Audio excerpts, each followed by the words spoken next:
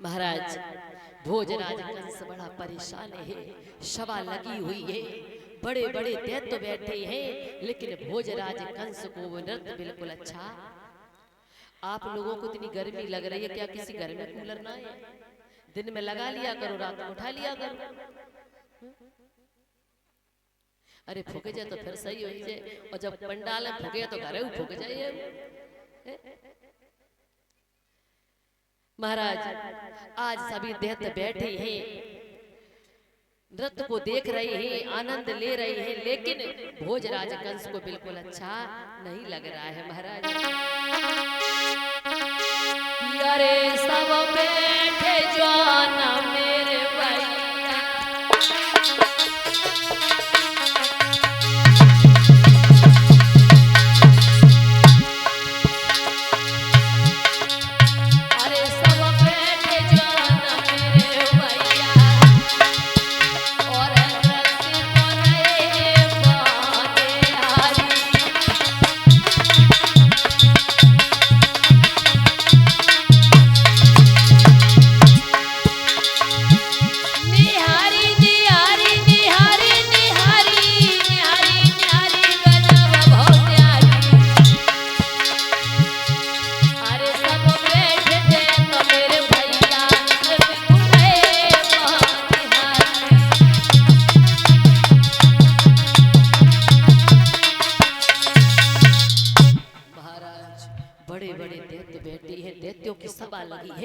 लेकिन किसी को महाराज भोजराज कंस की चिंता ना है कि भोजराज कंस क्यों परेशान है।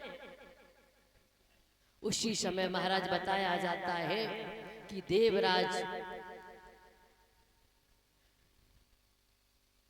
आज नारद जी पहुंचे हैं। जैसे देवर्षि नारद को देखा है तो महाराज बताया जाता है भोजराज कंस ने सिंहासन को छोड़ा, आज सिंहासन पर बिठाला है देवर्षि नारद को और उनके चरणों को धुला है, चरणों तक लिया है महाराज, लेकिन चेहरा पर बिल्कुल मुस्कुराहट नहीं है। जब देवर्षि नारद ने देखा, कहा क्या बात है, तुम्हारा फूल सा चेहरा कुमलाया क्यों है, क्या बात है? और एक बात कही महाराज,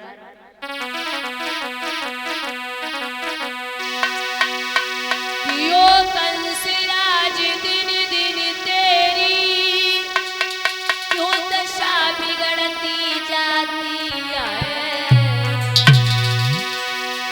ओ दिन है बसंत के खिलने को तो कलयस गुड़ती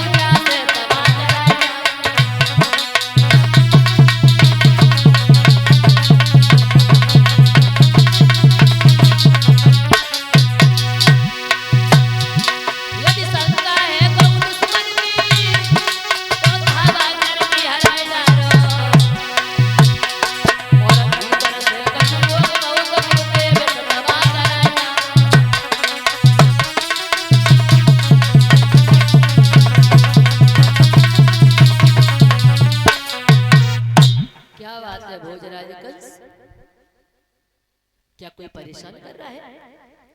यदि कोई दुश्मन तुम्हारे पीछे पड़ा है तो तुम्हारे पास तो दैत्यों की बड़ी सेना है, अरे जाओ धावा बोल दो, दुश्मनों को मार डालो। यदि अंदर से कोई रोग हुआ है तो जाओ डॉक्टर से दवा लेकर के आओ, बीमारी को खत्म करवा। महाराज जैसे इतने शब्द सुने हैं तो आंखों में आंसू लेकर के भोजराज कंस कहने लगा, महाराज हमें बीमारी ऐसी ना है जो डॉक्टर खत्म कर ले। बीमारी महाराज की है कि हमारे प्राण ही बचने वाले ना है, हमारे प्राणों के पीछे पड़े हैं वो दो छोरा। अरे वो नंद के दो छोरा जो कन्हैया और बलराम है, वो मेरे पीछे पड़े महाराज, तुम्हारे पीछे पड़े। जरा जरा से बालक और तुम एक राजा, वो बच्चे क्या कर लेंगे। महाराज जैसे इतने शब्द सुने हैं तो भोजराज कंस कहने लगा, आपको नहीं मालूम है, अरे वो बच्चे जरूर है, लेकिन भविष्यवाणी हुई थी तो भविष्यवाणी में बताया कि वो कृष्ण और बलराम हमारे काले हैं, वो हमें मार डालेंगे, जीवित नहीं छोड़ेंगे। महाराज जैसे इतने शब्द सुने हैं देवर्षि नारद कहने लगे, तुम क्यों परेशान हो रहे हो। अरे वो अहिर के दो छोरे हैं, जरा जरा से बालक ही, तुम तो जब चाहोगे तब मार डालोगे। भोजराज कंस कहने लगा, महाराज क्या कह रहे हो, हम जब चाहेंगे तब मार डालेंगे। नहीं महाराज, मैंने अकासुर को भेजा, बकासुर को भेजा, सक्तासुर को भेजा, बहन पूतना को भेजा, किसी ने ये नहीं बताया कि वो नंद का छोरा काला है कि गोरा है कि छोटा है कि लंबा है कि मोटा है कि पतला है, किसी ने कुछ नहीं बताया। आज महाराज रो करके भोजराज कंस हाथों को जोड़ करके कहने लगे, देवर्षि नारद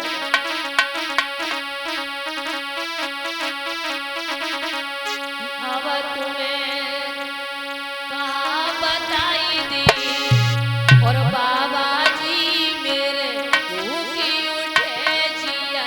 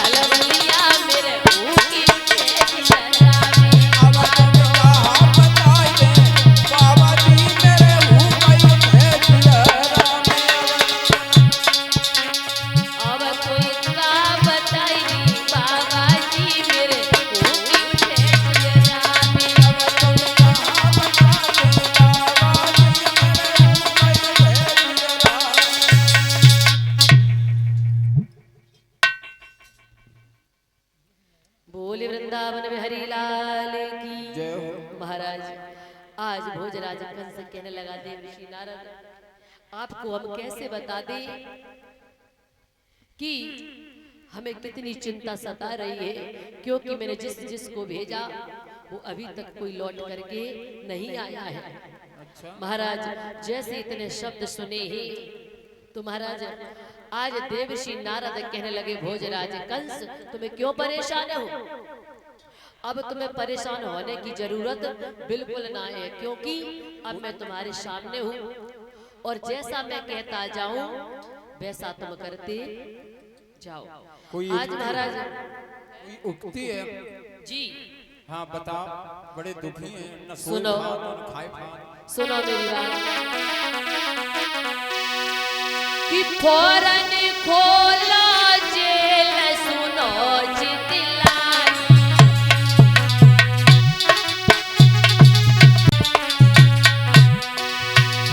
और वृंदावन के तो हीर ले वो भुलवाई।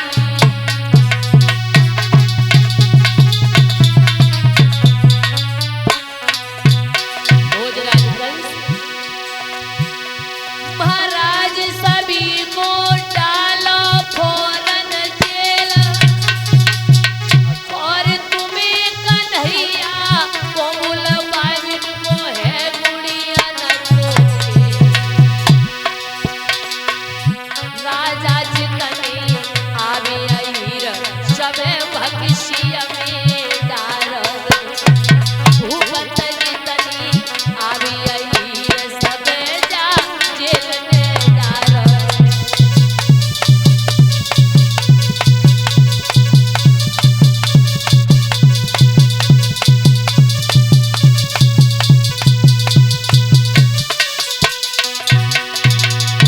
ये जेल में डालो रे भूपत, जेल में डालो रे। अरे राजा जितने आज जितने आवे हीर सबे भक्ति में दारद।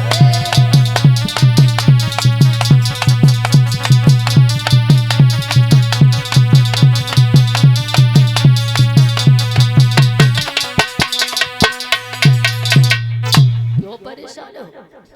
हम तुमसे कहते हैं कि सभी को बुलवाओ।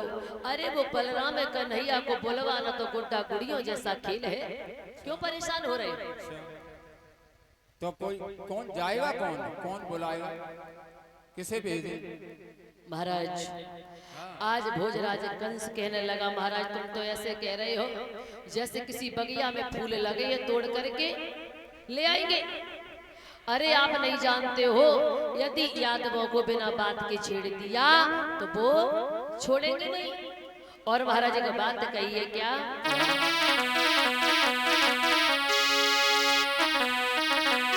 कि निशाने पर लगे जाकर उसी को तीर कहते हैं, उसी को तीर कहते हैं। वो आन पे जान को देते हैं, उसे यही कहते हैं। आन पे जान को देते हैं, उसे यही कहते हैं।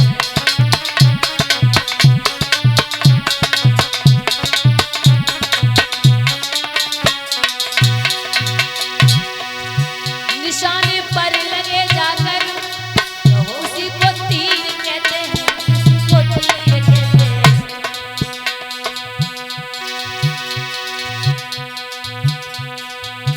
आन पे जान को देते उसे यही कहते हैं। आन पे जान को देते उसे यही कहते हैं।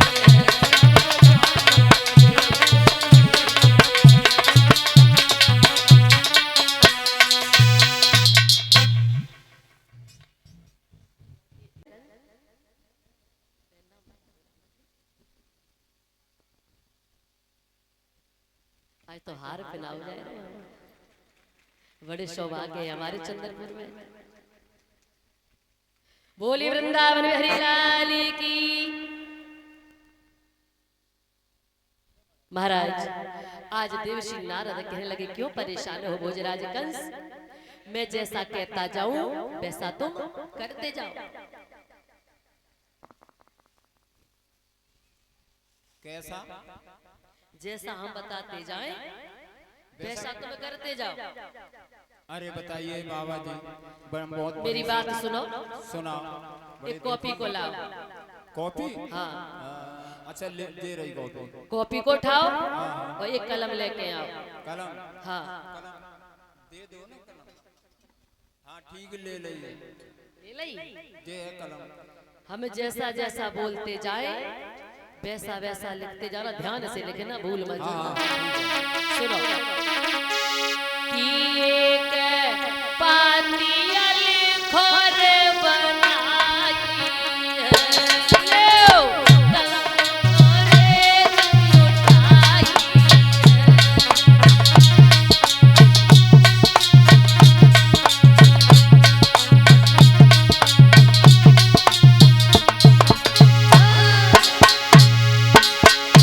काली दपनांग लहराई है, लो कमल के फूल मंगाई है काली।